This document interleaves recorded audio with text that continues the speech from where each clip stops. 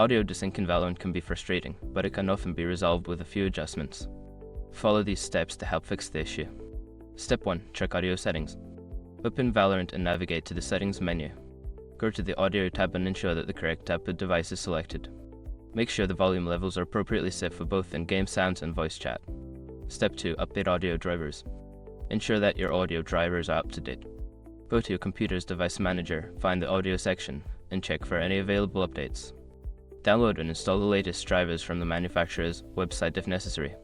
Step 3. Adjust Windows audio settings. Right-click the speaker icon in the system tray and select Sounds.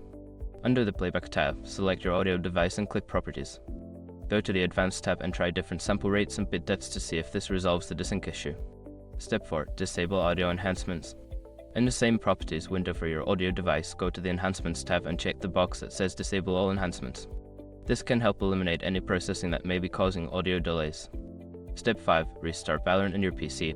After making these adjustments, restart Valorant to see if the changes have taken effect. If the issue persists, try restarting your computer to ensure all settings are applied correctly. By following these steps, you should be able to resolve audio desync issues in Valorant. If problems continue, consider reaching out to support for further assistance.